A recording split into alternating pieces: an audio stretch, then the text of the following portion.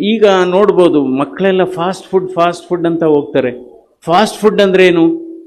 ನಿಮ್ಮ ಪ್ರಾಣವನ್ನು ಬೇಗ ತೆಗೆದುಕೊಂಡು ಹೋಗೋದೇ ಫಾಸ್ಟ್ ಫುಡ್.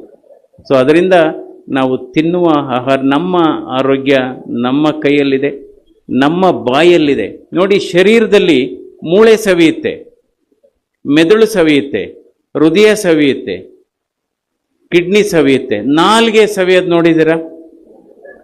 ಇವತ್ತು ಹಲವಾರು ಸಮಸ್ಯೆಗಳಿಗೆ ಕಾರಣ ಈ ನಾಲಿಗೆ ಹರಿಬಿಡುವಂಥದ್ದು.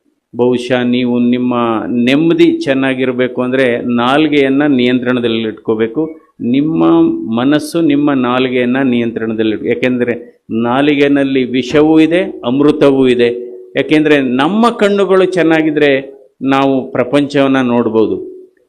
ಆದರೆ ಅದೇ ರೀತಿ ನಮ್ಮ ನಾಲಿಗೆ ಚೆನ್ನಾಗಿದ್ದರೆ ಪ್ರಪಂಚ ನಿಮ್ಮನ್ನು ಯಾವಾಗಲೂ ನೋಡುತ್ತೆ, ಅಭಿನಂದಿಸುತ್ತೆ.